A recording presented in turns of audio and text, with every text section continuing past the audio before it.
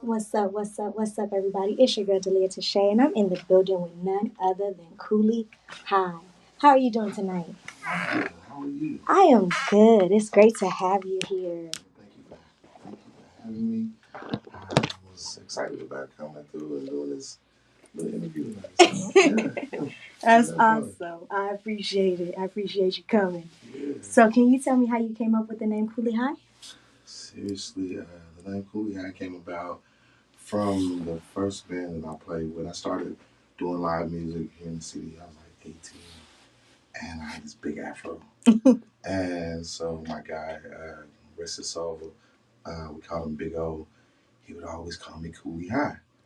I didn't like it at first. I promise you, I didn't, because number one, I hadn't seen the movie or anything, and so it just stuck. They just kept calling me Coolie High, and so it stuck. And so yeah, I just learned to love it, man. So Okay. yeah, Did you ever see the movie? I did. Okay. One of my favorite movies. That's awesome. Yeah. So, can you tell us where you're from? I am originally from Oklahoma City, born and raised. Born and raised. So yeah, I'm an So East Side baby. you east side, like the countryside or the city side? So literally, I was born right down the street off of 14th and Walnut, and so yeah, I'm not too far from where we at right now. So yeah, I'm a city boy. Okay. Okay. Can you tell us what influenced your music? My family. I come from a family of singers.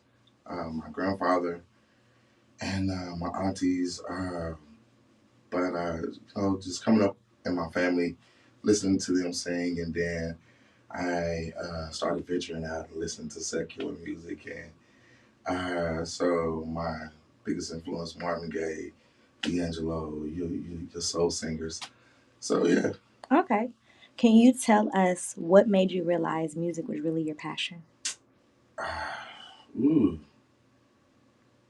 coming up in high school, it was funny because and I'm still like this to this day. I'm not a real big talker, but my singing would get the attention.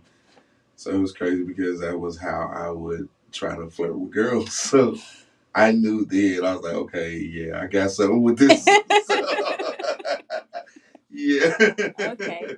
So how long? So you've been doing music your whole life? Pretty much. Okay. Pretty much. What is the first song you remember making? Making? Mm-hmm. Wow. The first song I ever recorded was with a artist and rest his soul as well. His name was Young Fool, and it was a song called Black Widow, and I remember it to this day because I was in my good friend Trey Burton's house studio, and I was there with a good friend of mine, a producer at the time. His name was Ketek, and Ketek was like, "Man, I need somebody on this hook," and I didn't know what was going on. I was like, "Okay, this is my first time really in a studio situation." And it's one of the dopest songs that I've done. And to this day, I'm still trying to find this song. Hopefully, somebody's listening to this interview. And if you are, please Send it on over. please.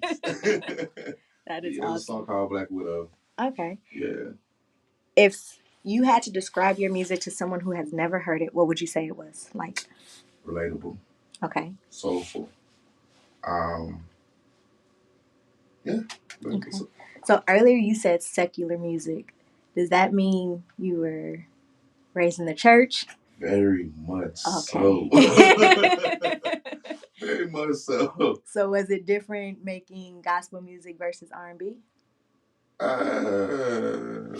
No, no, because um, I feel like I say this all the time. I feel like me singing in church and doing what I did with my family prepared me for what I do now. I'm pretty much the only one in my family that does R&B music. My family is straight church. Okay. And took them a while. I was just about to ask you, they support you? They do. That's They awesome. do. They support me from jump, but it took them a while to come around. And but yeah, so just like I said, performing in church and have to do that, it prepared me for what I do now. Okay. Yeah. So with you doing R&B, is that your first love, or do you prefer a different type of music? I just love music. Okay. I tell anybody, you give me any kind of genre of music, I'm gonna make it mine. So I just love music. Okay. So yeah. what type of music is the furthest out of your comfort zone? I've done a country and western situation, and Well, you from Oklahoma, you supposed to. But still, it was very uncomfortable for me. But it was cool though, you know. So I would like to do a rock and roll situation. I'm not gonna lie. Okay. So yeah. Do you have any artists that you would like to work with that you haven't been able to work with so far? I just want to work with artists. You know, I like all the artists that are out grinding and doing what they do, regardless to how people feel about the music. You know, so I would love to work with any artist that want to work with me. So Okay. yeah. Do you feel like you're somebody that's easy to work with? Oh, very much so. Okay. Very much so. Are you very opinionated when you're working? Nah. No? No. Let's just get the job done. Okay. Yeah. So have you ever done a song with someone and you're like, maybe you should take me off that verse? Yes. Yes. How was that experience? You don't gotta be specific, but it was they took me off, but there's still a version of the song that's out, and it's on. The last time I saw it, it was on SoundCloud. Okay. And I was like, wow, this song it really exists. I'm like, man, if my mom or if any female that I'm close to heard this song, something like it. But I got paid for it, and yeah. Okay, I understand. So can you walk us through a process of you making a song? Well, like with this new project that I'm working on now, I pretty much wrote every song on this new project I'm working on. Excuse me. So a lot of it past experiences. Um, I have a song that I got coming out called SOS. I can't say on air, but what you know, SOS. You figure it out once you hear the song. But you know, just going through life experiences. That's how I go about writing, and just whatever mood I'm in, whatever the track, how I'm feeling at that moment, whatever the track brings out. Okay. So, yeah. What do you feel is your most heartfelt song? I have a song on my project, Something Blue, called Without You. Okay. And it makes me think of my wife all the time, and it's one of her favorite songs on the project as well. So, yeah, I think Without You. Okay. When you have a song that you really like, who is the first person you want to hear it?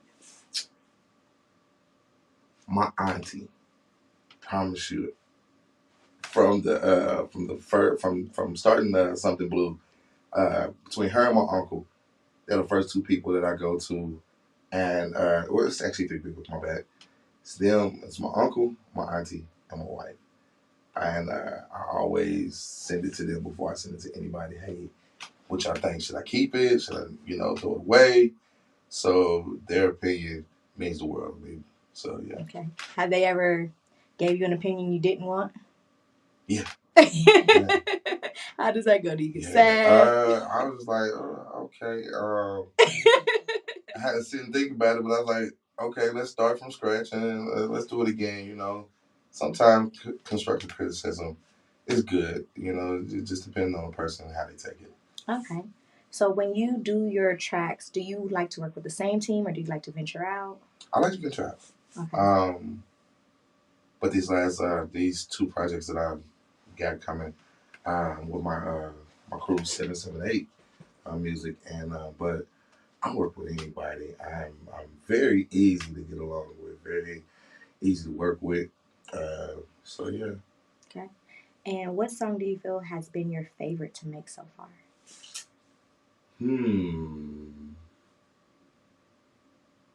Wow, really, all of them, all of them. They are your all babies, of huh? them. Yeah. Do you have to be in a certain mood to write your music? No. Okay. No. Most of the time I am. I'm in my creative side with my and I'm trying to be trying to word it right, but I'll be on my flower, and my flower gets me creative. So yeah. So how do you go about building your fan base? Social media is big. Okay. Use it. Okay. I've started to use it more. Okay. First, I wasn't that guy because I'm not a real talkative guy. I'm not. I'm me. You said yes to the interview. Huh? You said yes to the interview. Yeah. Trying to get out of my comfort zone. So, trying to do something different. Okay. But yeah, social media has opened up a lot of doors for a lot of people, and so just using my social media platform to grow my fan base, and it's really been helping. Okay. If you had to give 3 different jewels to an upcoming artist, what would you tell them?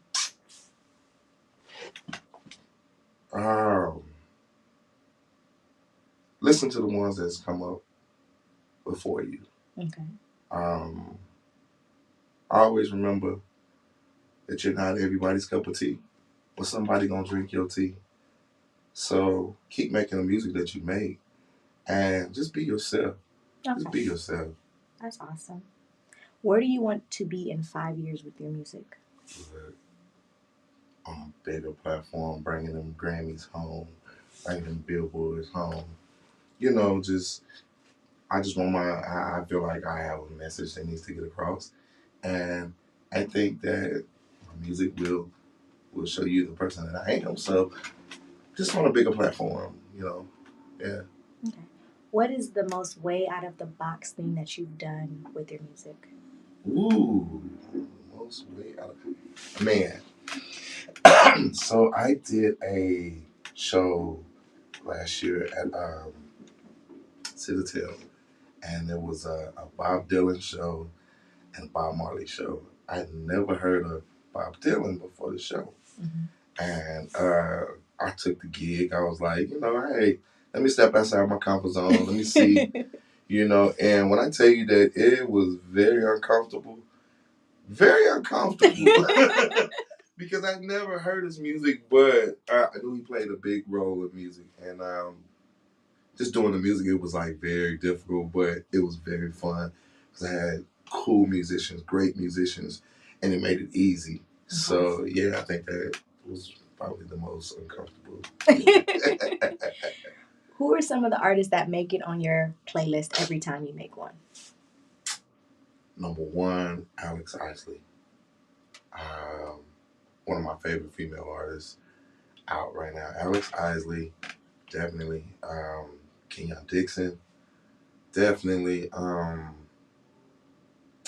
an underdog, guys, so I go for people that you wouldn't normally hear. Okay. So like Moonchild, I'm real big on neo soul, chill music, so artists like that, yeah.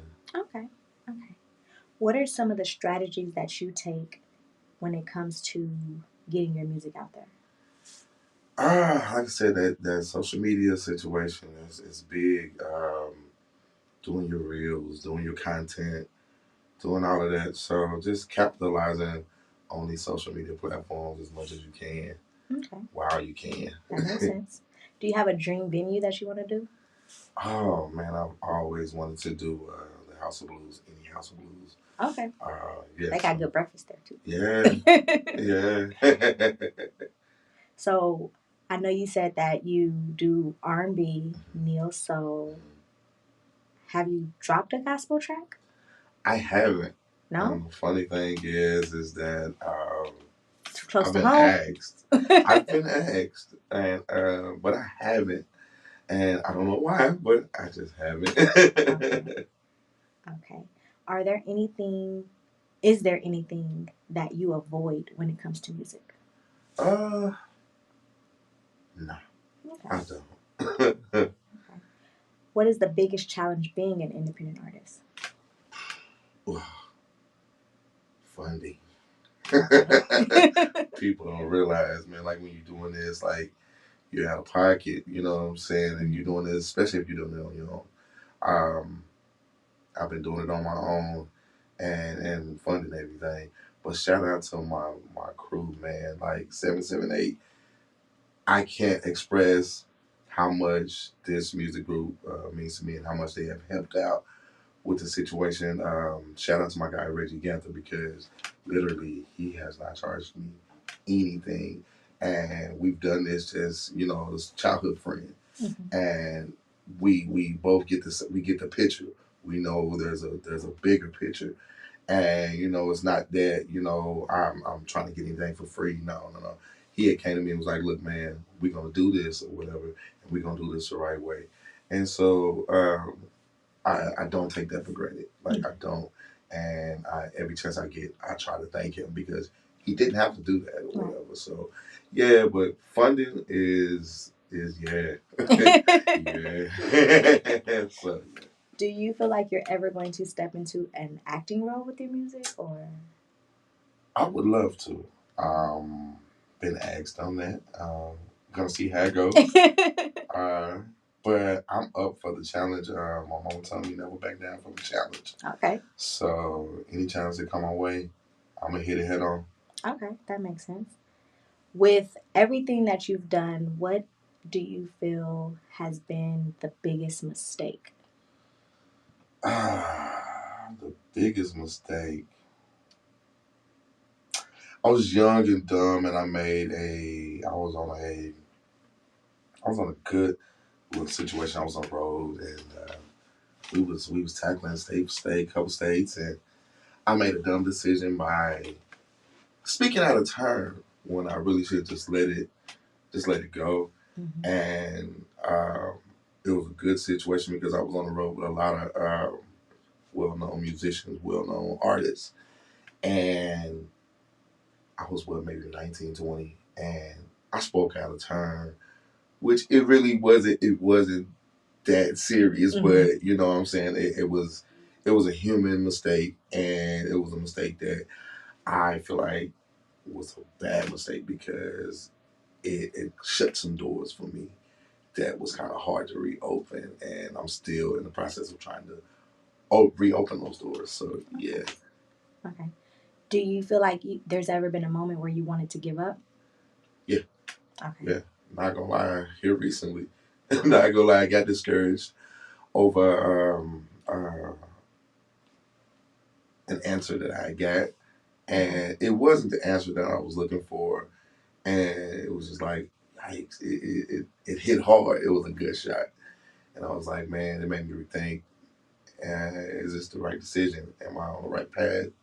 Do I really need to just hang up the mic or whatever? So, But you didn't. I did. That's what Shout out matters. to the queen, man. Shout out to the queen because she spoke them words to me, and it was like, yeah, like keep pushing. That's dope. Yeah. What is the craziest thing that a fan has told you? You really don't want to know that. You really don't want. Oh no. You don't want to know that. Okay. Yeah.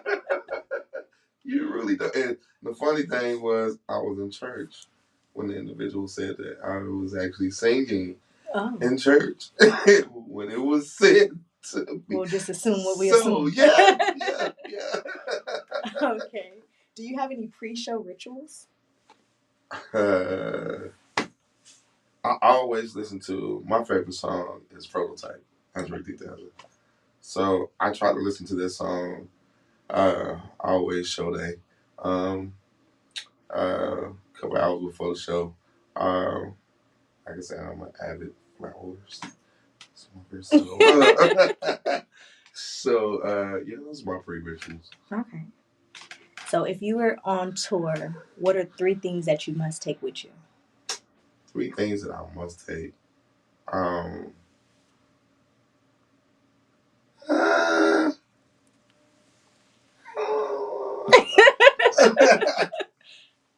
I must have my mom's sweet potato cheesecake. I gotta have that. Um, my wife definitely, and uh, man, I don't know. I don't know, man. I wouldn't be. I don't really need much or whatever. Okay. I just want to just touch the stage. I always say, leave a lasting impression. That makes sense. That Leave a definitely makes lasting sense. impression, and every time I touch a stage, I leave it there.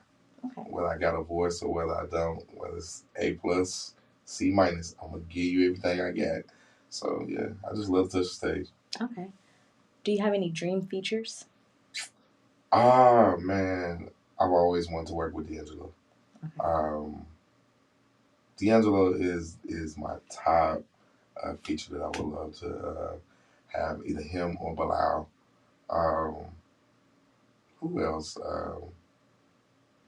I would love to do a track with Justin Timberlake. Okay. So yeah. So if you had to pick one of D'Angelo's songs, which song would you feature on? If he was like, "I'm bringing it back. I need you to feature on." Send It On. Send It On was my song. Either Send It On or Lady. Okay. Yeah. Okay. What about with Justin Timberlake? Senorita.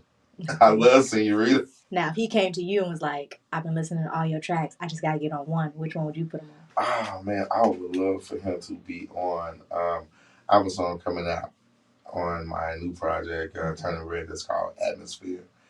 I would love for him to get on this track. Like, I thought about the track, it puts you in the mind of, it's a Chris Brown, Justin Timberlake feel. And yeah, that would be a dope track for him to get on with. Okay. Can you tell us about your new album that's coming out? So this new project is called Turning Red.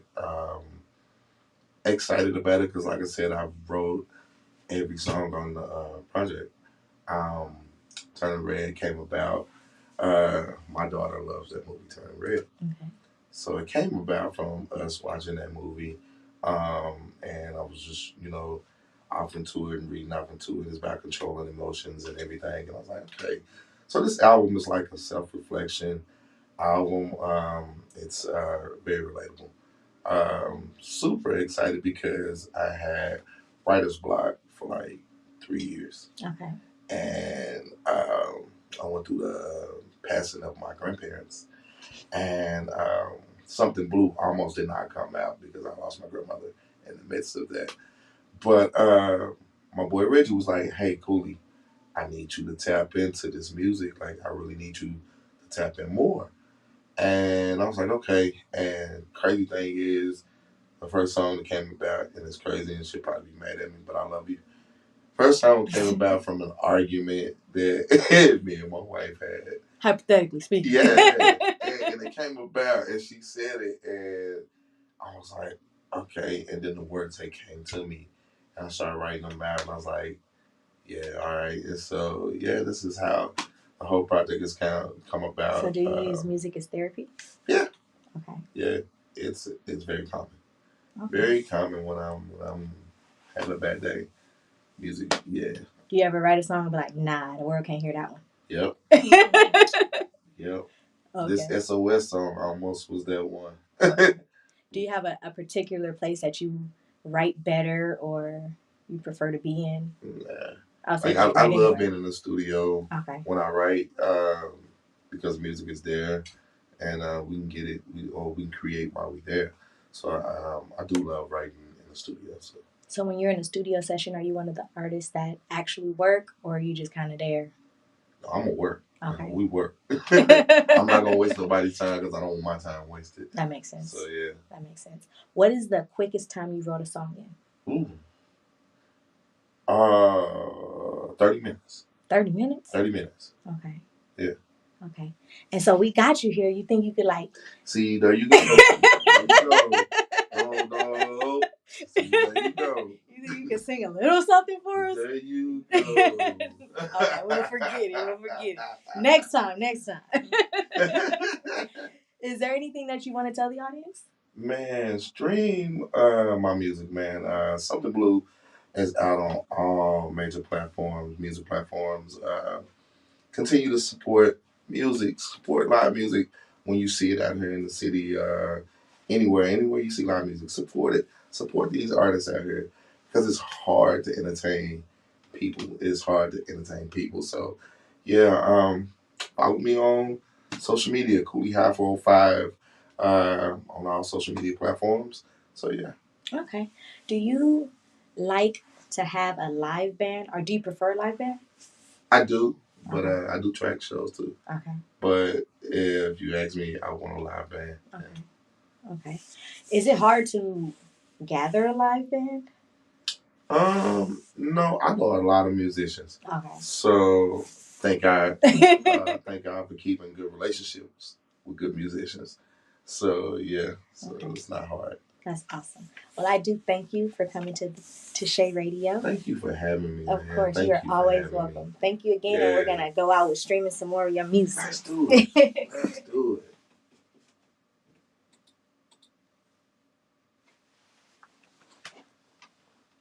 This was fun. Baby, tell me how it feels when I touch you down. Want you to feel me everywhere. I can go deep.